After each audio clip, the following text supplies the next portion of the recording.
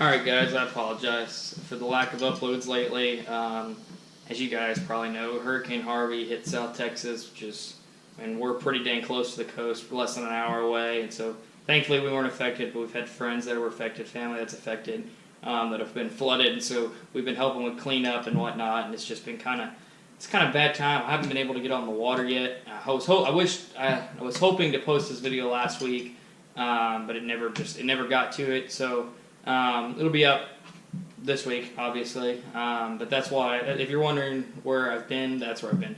But today, we're going to be talking about a little bit intimidating kind of soft plastic, and that is the creature bait. It doesn't really look like anything. I mean, it doesn't really look like a crawfish. It kind of looks like a lizard, but not really. It's got these weird swimmer thingies on the back. I mean, it's weird, okay? But it catches fish, and it's something that it's very valuable if you know how to fish it. And you can really catch some fish on it. You want one on your boat at all times, pretty much. The only time I wouldn't fish a creature bait is if I'm fishing really thick grass.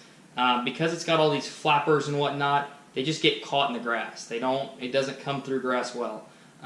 So that's the only time I wouldn't fish a creature bait. They work great around structure. They do a good job of catching fish when you need fish caught, and when the fish are kind of just finicky, they can pull fish out. So today I've got 3 different creature baits we're looking at. We got a Zoom Brush Hog in a black and blue color. Then we've got a Zoom Baby Brush Hog in a green pumpkin, green and purple flake. And then I've got a Net Bait Baby Mad Paca in a green pumpkin pepper flake. And the Baby Mad Paca's got some little, whereas the Brush Hogs have some like flappers, this has got like some crawls. It's just there's some little variations between brands, but they're all pretty much the same.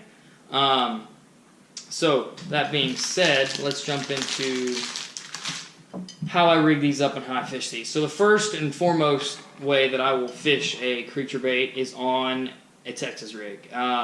If you're using a full-size bait, I go with a 5/0 hook with a little bit heavier weight, because usually you're going for some more aggressive fish in some times where they're really feeding. It works great to flip around any kind of timber, any kind of rocks. It's gonna go through those well. Like I said, heavy grass, probably not where you need to be throwing it. But just kind of give it a pitch to your structure, and then give it some pops and pop it out of your structure, and just kind of work it with an up and down motion. It can be swam if you're into that kind of stuff. I mean, if you just really like swimming baits, this one does have these little like flipper thingies on it that they twirl and they get good action. So it can be swam, but for the most part, if I'm going to Texas rig it, I'm going to flip it into cover. I'm going to, like I said, with a bigger one, I'm going to use a 5/0 hook and a heavier weight. So probably something over 1/4 ounce. That's where I draw the line. So 1/4 ounce and over is what I consider a heavyweight, and anything less than 1/4 ounce I consider a lightweight. So I think this one's 1/4 or maybe a 3/8. And then if I'm using a baby brush hog, I'm probably targeting some fish that are a little more finicky. I'm going to slow down a little bit. They're not going to be looking for a giant meal. I mean, you can see the difference in size. It's pretty apparent, both in girth and in length. But I'm going to throw down. I'm probably going to throw a 3/0 hook. It just sits on it better. And I'm going to use a smaller weight, and I'm going to let it sink and whatnot. I'm going to let it do its thing. But I'm going to fish it the same way. I'm going to flip to cover, and I'm going to pull that out of the cover. I'm going to pop it up. I'm going to give the fish a look and a target. Color choice is very similar if you know anything about color choice.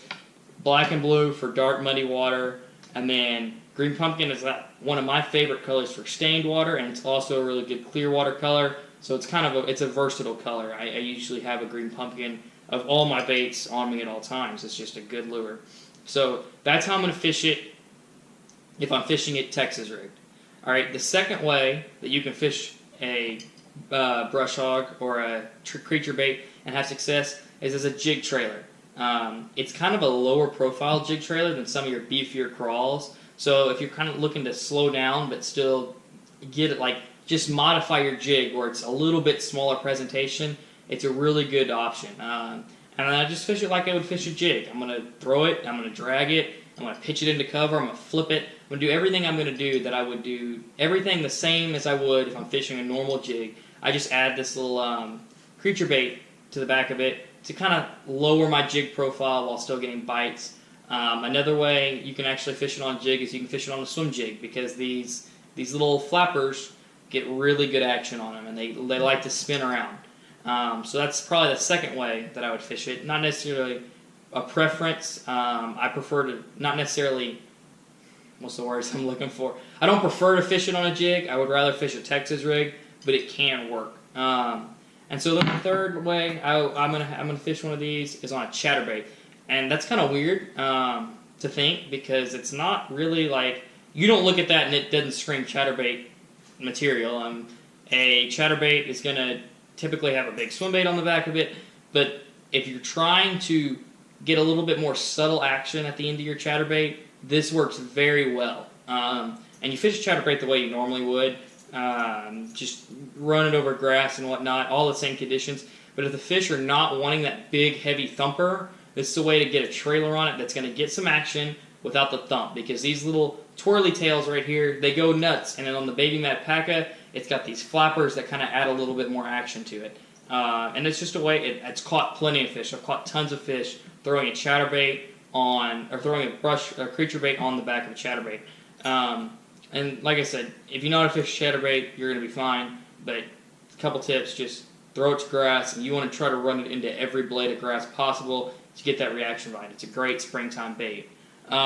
So there's some other ways you can fish them. I'm not going to really go over them because they're almost techniques in and among themselves, or as to actually fishing the creature bait.